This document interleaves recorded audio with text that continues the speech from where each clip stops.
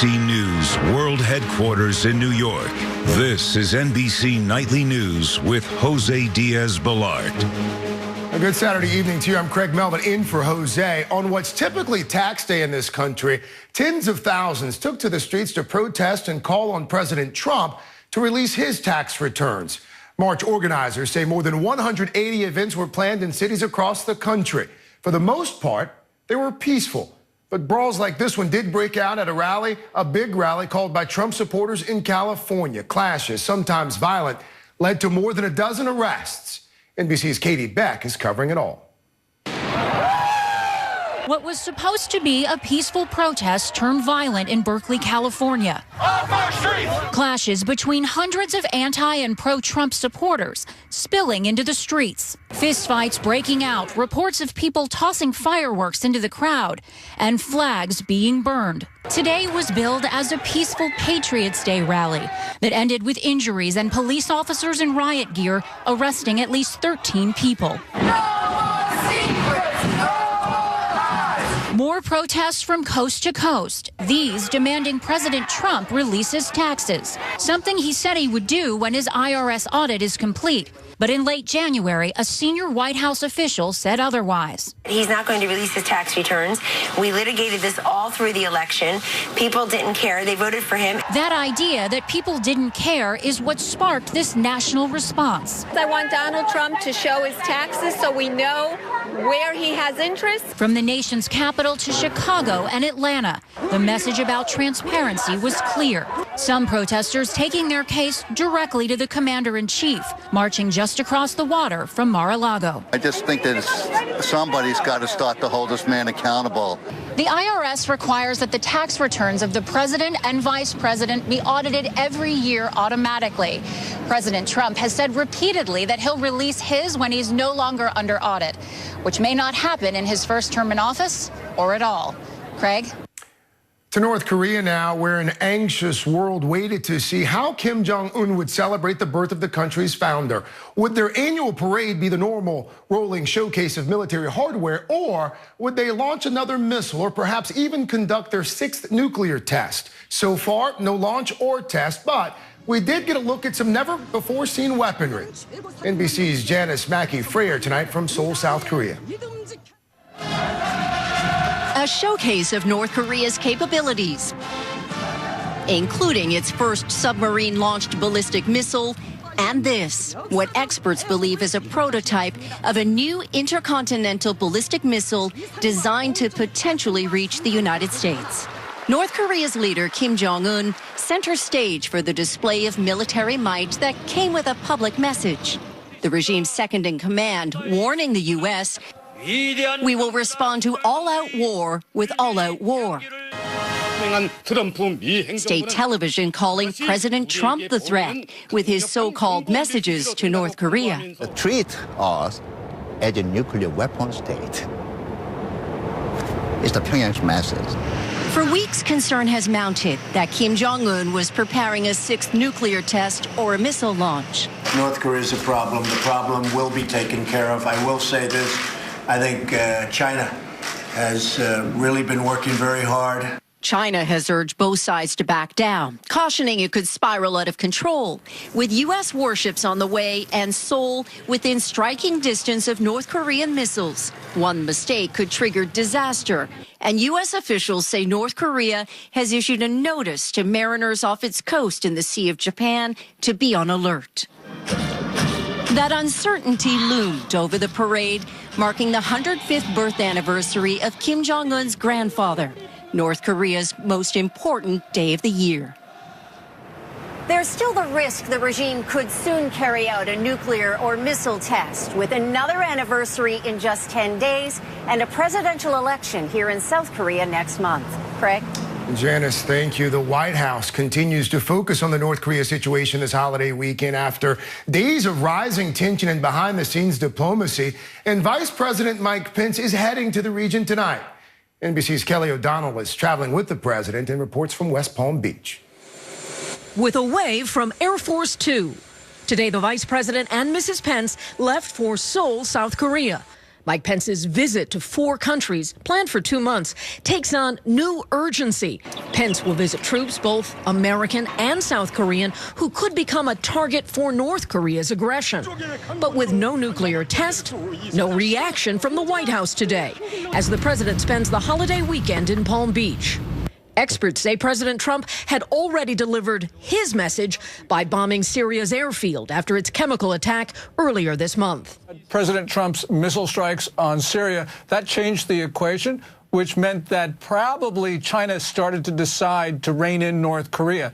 Beyond U.S. military power, President Trump, who hosted President Xi here in Palm Beach, may have induced China's help now by exerting economic pressure. The president used trade as leverage. I said the way you're going to make a good trade deal is to help us with North Korea. Otherwise, we're just going to go it alone. Although China remains North Korea's closest partner, it also wants a relationship with the U.S. China has a lot of reasons to cooperate with President Trump right now. Its economy is not nearly as strong as people think, and that means Beijing does not want a trade war with the United States. The vice president is expected to arrive in Seoul tomorrow morning, Easter Sunday. Aides say with face-to-face diplomacy with allies like South Korea and later Japan, the vice president hopes to send the signal that the Trump administration is in solidarity and shows seriousness about keeping North Korea in check. Craig? Kelly O, thank you. The scheduled execution of 6 death row inmates in Arkansas starting next week is on hold tonight. The latest move in an unprecedented plan to quickly execute the men. The urgency, all related to the drugs that would be used to put them into death. NBC's Maya Rodriguez has more on that tonight. This morning, a federal judge halted all executions in Arkansas, a last-minute and temporary reprieve for 8 death row inmates. 6 of those executions were scheduled to begin Monday and be completed by the end of the month before one of the 3 key drugs used in lethal injections expires. Today's order was issued after lawyers for the condemned inmates, all convicted of murder, raised concerns that another one of the 3 drugs could cause severe pain. We are moving forward as planned. Arkansas Attorney General Leslie Rutledge is filing an emergency appeal to overturn the decision and allow the series of 6 executions to begin. These sentences will be carried out and that these families of the victims will be given closure. What do we want? Mercy! It's been a busy week for activists at the state capitol, including State Judge Wendell Griffin, seen on a cot portraying a death row inmate. Damian Eccles was also among them. He spent 18 years on death row in Arkansas, one of the West Memphis 3. DNA evidence exonerated him in 2011. I still have nightmares. I still have panic attacks about this place. Victims' family members want no more delays. Because I've been promised this for 25 years by the state. Arkansas Governor Asa Hutchinson plans to meet with officials Monday to determine the next steps. It's been a 25-year nightmare for the victims that have had to deal with this, and now it's time for that justice to be carried out. A pause in what would be the state's first executions in more than 12 years. Maya Rodriguez, NBC News, Atlanta.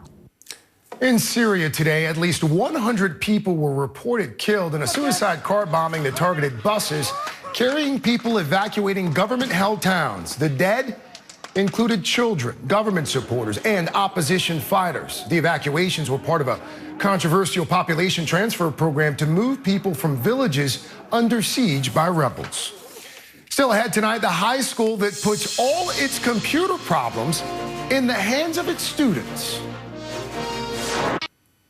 In many ways, it's a high school of the future with all the latest technology. The school in North Dakota also found an innovative way to save money in how it takes care of all the new equipment. Here's NBC's Blake McCoy. When it came time to build Bismarck's newest high school, this one came with all the technological bells and whistles. Each student given their own laptop. Type in pi over 2. The only problem? No IT department to fix it all. Even for staff, there's no IT department to turn to. Oh, no, I mean, well, we have the IT department, but it's the kids who are our IT department. Yeah, everybody uses them. The first few times you're nervous you're going to break something, and then you just kind of learn what's going on. And Jacob Langerud heads Legacy High School's Tech Club. He and 37 other students volunteer to fix the school's technology.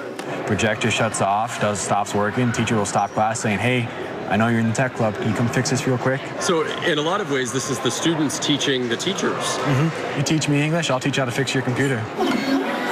The club is constantly evolving based on student interests. Its advisor says the skills learned aren't just high tech, but real life.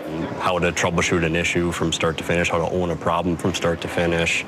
Although that growth mindset is really important in the kids. Jacob had planned on going into diesel mechanics after high school. His new career plan, computer science. Well, this is much bigger than just fixing each other's computers. It gets people, I think it really does help build a sense of community for our schools. Before he graduates this year, he's passing on his knowledge to the younger kids in Tech Club.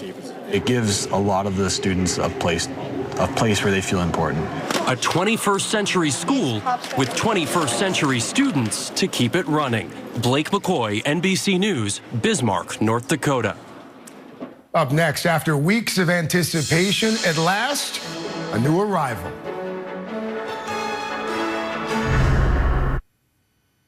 The woman believed to be the oldest person in the world died today in northern Italy. Emma Morano was 117. She's thought to be the last person born in the 1800s. She attributed her longevity to good genes and a diet that reportedly included 3 eggs a day. Morano lived in 3 centuries, 2 world wars, and more than 90 Italian governments.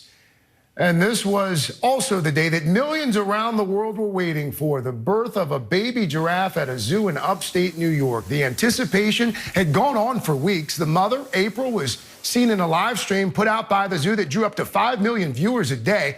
Within an hour of its birth, the newborn was up on its feet. And by the way, it's a boy. Congratulations to all. We can tell you mom and baby are doing just well. I'm Craig Melvin in for Jose Diaz-Balart. For all of us at NBC News, thanks for watching. Good night. More Americans watch NBC News than any other news organization in the world.